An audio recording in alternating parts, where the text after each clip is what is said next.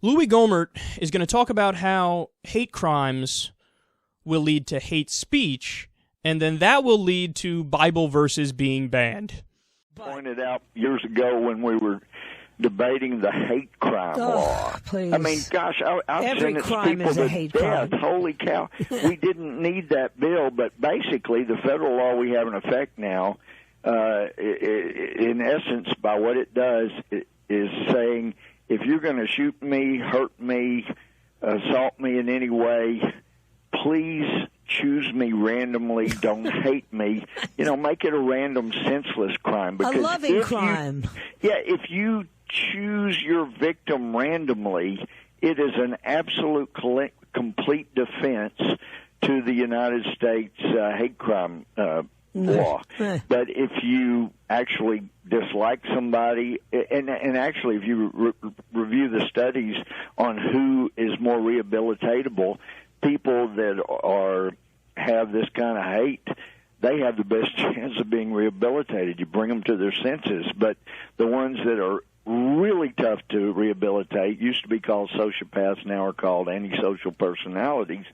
But they hurt people because they just enjoy it. They don't care what's right or wrong. They don't care.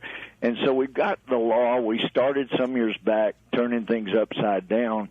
But I mentioned some years back that hate crimes, eventually somebody is going to bring that up when a Christian says, I believe what Jesus said, I'm the way, the truth, the life. Nobody goes to the Father but through me. That is hate speech. You're saying that nobody else but you goes to heaven. Right. That's hate speech. I mean, this is where it ultimately goes if we're not free to say what we believe and has disagreements about it without being shot.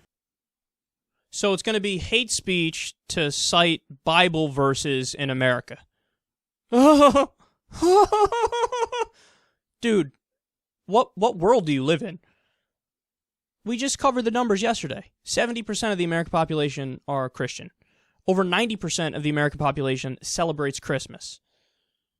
The overwhelming majority of the politicians in Congress are Christian. This idea of victimization and persecution and the big, bad, evil atheists are coming after us to say we can't even cite Bible verses. Dude, we don't care what the fuck you talk about. We really don't. If anything, it's just fodder for us. We get to laugh at you and mock you like I'm doing right now. But see, whenever they talk like this, it always becomes apparent that they are taking their own motivations and what they want to do, and they're just projecting it onto liberals. So they think like, yeah, wouldn't it be great if we could silence all of our critics? We could silence people who are making, good arguments for secularism or atheism, or we can silence the Muslims who we don't like.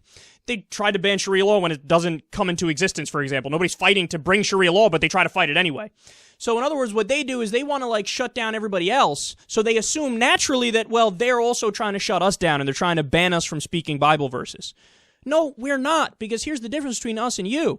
We actually have confidence in our ideas and our beliefs. So I don't need to use the power of government to censor you in order to beat you on the battlefield of concepts and ideas and policies. I can beat you on that battlefield without having to fucking handicap you. But obviously you can't do that to us, and that's where your fear comes from. You know what you want to do to other people, so you think they want to do that to you. Nobody's trying to ban the Bible or Bible verses as hate speech. You can't even do that. We have this thing called the First Amendment. Did you know Louie Gohmert was a fucking judge? He was a judge. He's a judge. He has no idea, though, that you can't, ban random Bible verses. Freedom of speech, big guy. Freedom of speech, freedom of religion. It would violate those things if you were to say, we're banning that part of that holy book. That's ridiculous. That's absurd. That couldn't happen.